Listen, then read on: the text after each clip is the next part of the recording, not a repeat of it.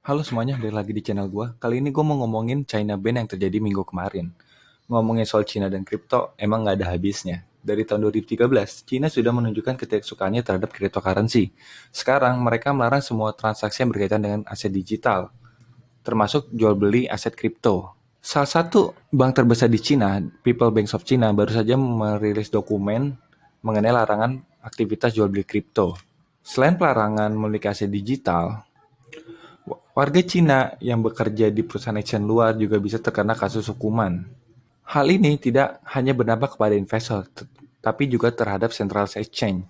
Exchange seperti Huobi, OKX, dan Binance terpaksa berhenti di Cina karena pelarangan ini. Nah, kasus China Ban ini membuat Bitcoin harganya turun. Kalau kita lihat nih, di chart Bitcoin to USD chart di CoinMarketCap, harga Bitcoin itu turun dari 44.000 ke 41.000. Tapi ternyata efeknya nggak buruk-buruk amat kok. Setelah gue riset, ternyata ada efek baik dari pelarangan ini. Kayak hidup aja ya, abis gelap terbitlah terang.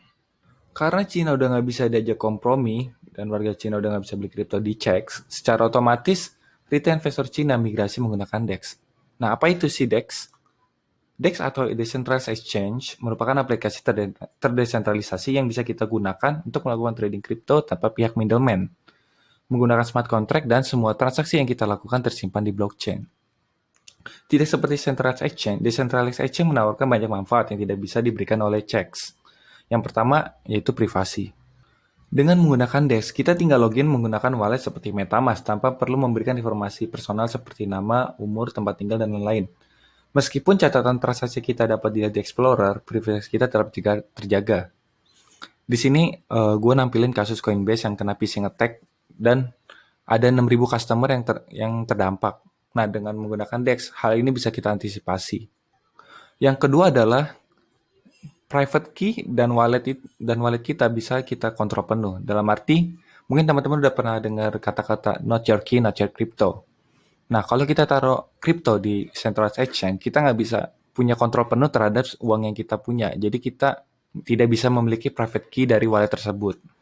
Kalau kita menggunakan DEX, kita punya akses terhadap private key dari wallet tersebut, sehingga kita memiliki kontrol penuh terhadap kripto yang kita miliki. Misalnya teman-teman bisa staking, bisa lending, bisa yield farming, dan lain-lain.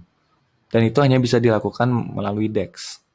Nah, ngomongin soal DEX, ternyata karena FAT ini, ada salah satu DEX yang jadi naik daun. Ada yang tahu nggak namanya? Namanya itu adalah DYDX. Mungkin teman-teman baru ada yang denger ya, atau baru tahu nih gara-gara video ini. Ada project namanya DYDX. DYDX sendiri merupakan decentralized exchange khusus produk derivatif seperti margin trade dan perpetual trade. Gampangnya nih, coba lu bayangin Uniswap tapi khusus untuk transaksi long atau short. Akhir bulan September kemarin, 24-hour trading volume DYDX itu ternyata mengalahkan trading volume dari Coinbase. Kita lihat di sini dari Twitternya Mas Antonio, foundernya DYDX. Doi bilang bahwa trading volume DYDX itu berada di sekitar 3,6 miliar US dollars. Ini tuh lebih besar dari volume transaksinya Coinbase selama 24 jam yang berkisar di 3,6 miliar. Hal ini terjadi kayaknya gara-gara warga Cina tuh suka main senam jantung atau main derivatif. Makanya di YDX itu bisa naik daun kayak gini. Dan yang lebih gokil lagi nih, kalau kita bandingin dengan DEX lainnya, di YDX itu juara satu mengalahkan Uniswap dan PancakeSwap. Dulu sebelum di YDX ini juara satu, Uniswap itu yang selalu juara satu dan di bawahnya selalu diikuti PancakeSwap.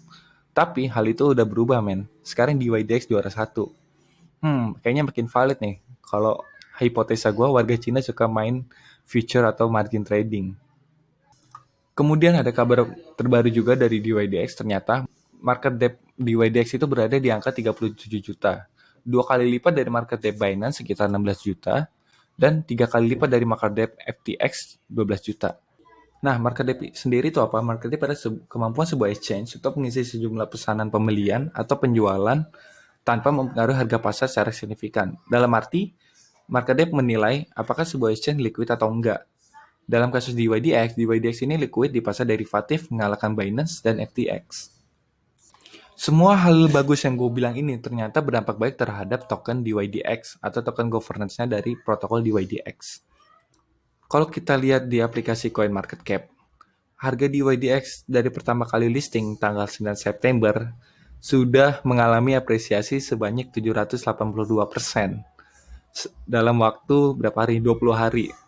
Jadi selama 20 hari duit lu udah meningkat 700 hampir 800%. Gokil banget, sedap banget nih, sedap. Tapi menurut gua ya, kalau kita ngomongin DeFi secara keseluruhan, masa depan DeFi itu masih panjang cuy. Panjang banget. Nih kalau gue bandingin ya.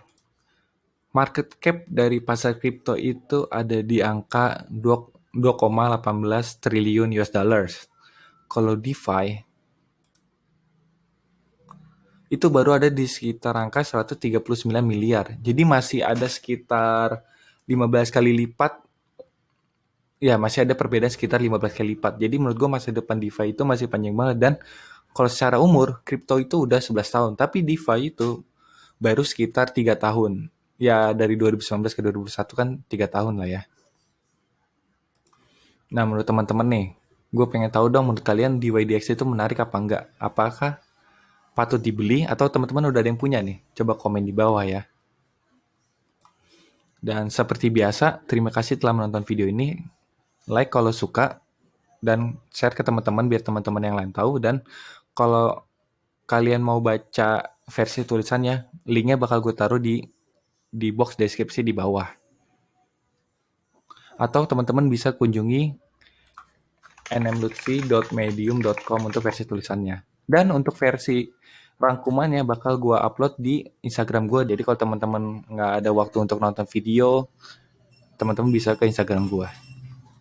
Oke, sekian video gue kali ini.